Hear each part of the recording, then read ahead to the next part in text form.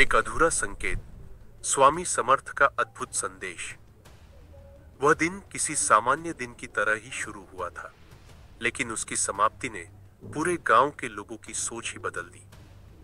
सूरज डूब चुका था, आसमान में हल्की नमी थी और हवा में कहीं दूर किसी शंख की आवाज सुनाई दे रही थी। लेकिन तभी गांव के पश्चिमी छोर पर स्थित पुराने वटवृक्ष के नीचे कुछ ऐसा हुआ जिसे देखने के बाद किसी की भी रूह कांप जाए। लोग कहते हैं किसी को वहां रोशनी दिखाई दी, किसी ने साधु की हंसी सुनी और किसी ने हवा में चंदन की तेज सुगंध महसूस की। कौन था वो? क्यों उस दिन सब कुछ बदल गया? यही से कहानी शुरू होती है। यह घटना लगभग 1895 की है, महाराष्ट्र के एक छोटे से गांव नांदवा की।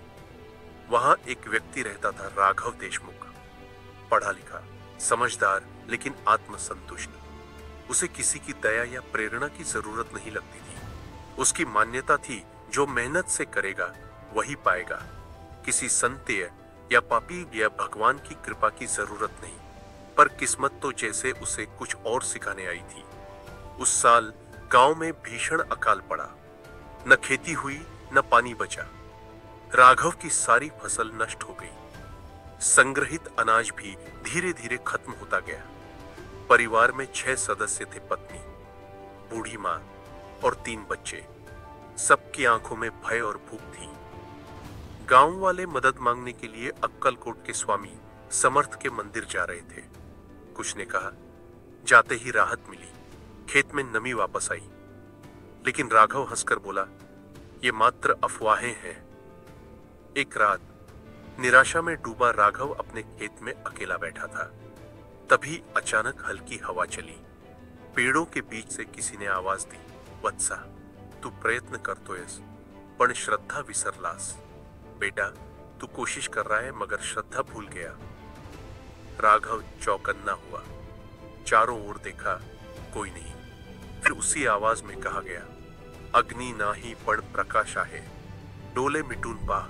आग नहीं पर प्रकाश है, आंखें बंद करके देख। राघव ने अनायास ही आंखें बंद की और उसी क्षण उसे लगा कि कोई उसके सिर पर करुणा से भरा हाथ रख रहा है।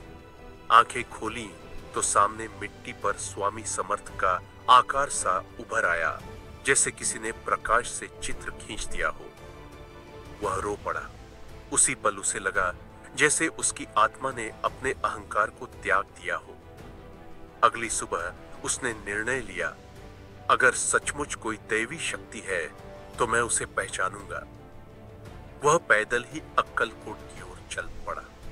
रास्ता लंबा था, लेकिन हर कदम पर उसे स्वामी समर्थ की छवि महसूस होती। कहीं अचानक किसी ने पीने को पानी दिया, कहीं किसी अनजान ने उसे रोटी थमाई, जैसे रास्ता स्वयं उसका साथ दे रहा हो। चौथे दिन वह स्वामी समर्थ के आश्रम पहुंचा। वहां भीड़ थी, सब भक्ति में लीन। स्वामी समर्थ बरगद के नीचे विराजमान थे। वह नम्रता पूर्वक पास जाकर बोला, स्वामी, मैं कुछ नहीं मांगता, सिर्फ समझ चाहता हूं। स्वामी समर्थ से बोले, वत्सा, तू शंकेत उत्तर शोधतोयस, पण उत्तर श्रद्धे च मस्तम। बेटा, तू तर्क में उत्तर ढूंढ रहा है, पर उत्तर तो विश्वास में होता है। उन्होंने पास रखी रेत की मुट्ठी उठाई और राघव के झोले में डाल दी। ही माती घे, ती तुला सुख देईल। यह मिट्टी ले जा, यह तुझे सुख देगी। राघव ने सोचा, मिट्टी से क्या भला मिलेगा, पर उसने आदर पूर्वक झोले में रख ली। वह जब गांव लौटा तो घर वालों ने कहा, सब खत्म हो गया, कुएं में पानी भी सूख गया। राघव ने बिना कुछ कहे अपने खेत में जाकर उस मिट्टी को चारों दिशाओं में छिड़क दिया और बोला, जो भी होगा स्वामी की इच्छा से होगा। उस रात तेज आंधी चली, बिजली चमकी और आसमान से बूंदें गिरनी शुरू हुई। यह पहली बारिश थी महीनों की भयानक सूखे के बाद। अगले ही दिन राघव ने देखा, जहां उसने मिट्टी छिड़की थी वहां नई हरी अंकुर उगाए हैं। धीरे धीरे पूरा खेत मानो जीवन से भर उठा। घर वालों ने इसे देख आंसू बहाए। राघव ने बिना बोले स्वामी समर्थ की दिशा में सिर झुका दिया। कई महीने बीते, फसल उतनी आई कि पूरे गांव का भंडार भर गया। राघव ने गांव में पहली बार भंडारा कराया और सबको कहा, यह चमत्कार किसी बाहरी शक्ति का नहीं, बल्कि उस विश्वास का है जो हम पल भर के लिए भी खो देते हैं। स्वामी समर्थ ने मुझे एहसास कराया कि कर्म जब श्रद्धा से जुड़ता है तभी फल देता है। लोगों ने उस दिन को मिट्टी का पर्व नाम दिया। हर साल बारिश से पहले लोग अपने खेत की सीमा पर थोड़ी सी मिट्टी स्वामी समर्थ के नाम से डालते हैं। लेकिन एक आखिरी घटना ने इस कहानी को अमर बना दिया। राघव की मृत्यु के कुछ वर्ष बाद गांव में फिर वैसे ही बादल छाए। किसी ने कहा कि अब सूखा आएगा, लेकिन रात में गांव की वटवृक्ष के नीचे फिर वही उजाला फैला। किसी बच्चे ने देखा वहां स्वामी समर्थ का प्रकाश रूप खड़ा था और उनके पास मिट्टी की एक छोटी सी पोटली थी। अगले दिन बारिश होने लगी और तभी गांव के बुजुर्ग बोले, जब तक इस गांव में श्रद्धा की मिट्टी रहेगी तब तक स्वामी समर्थ स्वयं इसकी रक्षा करेंगे।